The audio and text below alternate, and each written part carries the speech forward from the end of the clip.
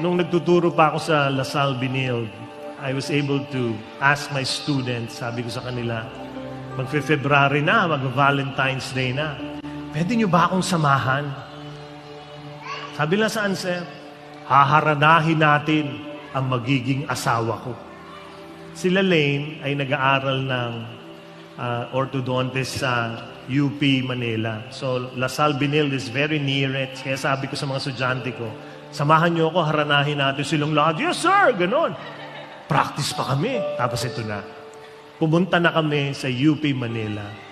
Tapos sa isang laboratory, nandun ang mga dental chairs, may mga pasyente at mga dentistang nag-aayos sa mga ipin nila. Tapos yung mga estudyante ko, may dalang gitara, marami sila, pumasok dun sa kwartong yon. Ako nagtatago sa labas. Tapos, sabi nila, excuse me, we are looking for Dr. Lalaine Lucas. Sabi nung asa ko, that's me. Sabi nila, ma'am, our teacher, Mr. Gogna, asked us to come here to serenade you. Haharanahin kayo. So talagang nagulat silang lahat. Tigil lahat. Yung mga pasyente, nakanganga, gano'n, no? Tigil lahat eh. Tapos kanta na sila. Mahal, pangako sa iyo, hindi magbabago, ikaw lang ang iibigin ko. Tapos kanta sila, talagang sila lang, kilig na kilig, di ba?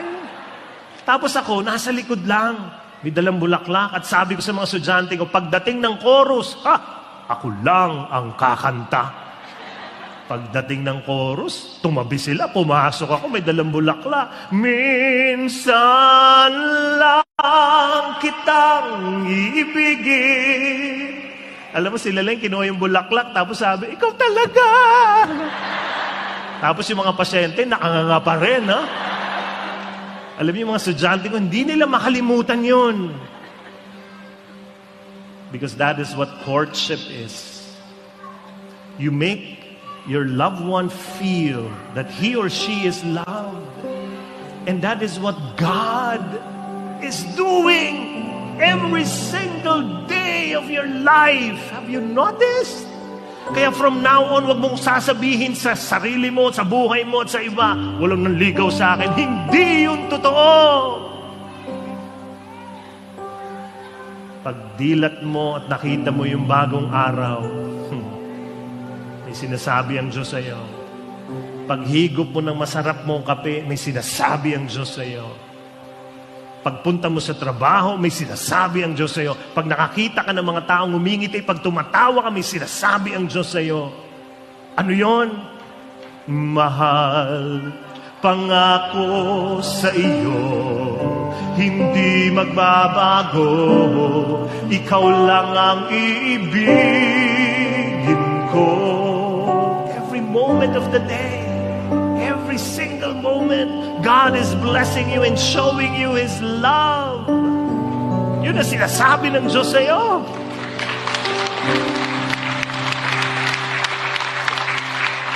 Tapos nagkasala ka, you sinned. Sinaktan mo ang Diyos. Sinira mo yung tiwala niya sa iyo. Pinibigyan ka ng pagmamahal, tinatanggihan mo. You sinned. You failed. You made mistakes in life.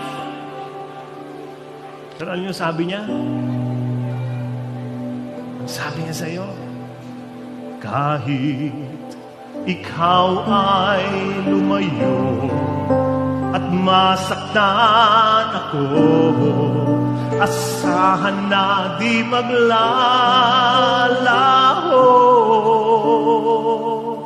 Yung akala mo alis na siya kasi mali ginawa mo. Yung akala mo, Lord, yung minsan na yan, mamahalin mo kung minsan, kung mabait ako, kung okay yung buhay ko, kung wala akong kasalanan, yun yung minsan. Pero alam mo, sabi ng Diyos sa iyo, ito yung minsan. Ano yung minsan? Minsan lang kitang ibigin, minsan lang kitang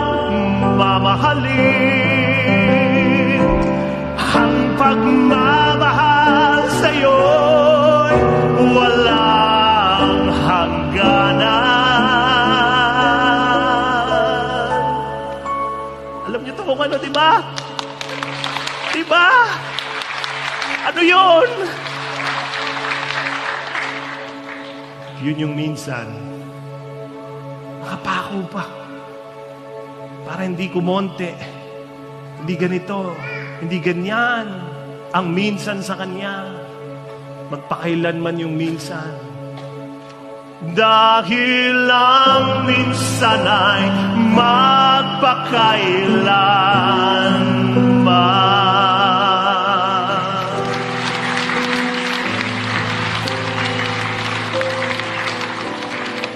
Dahil ang minsan ay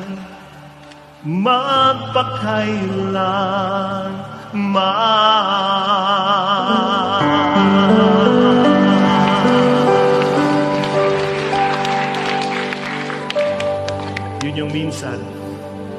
God is courting you every single day. My prayer is that you will see it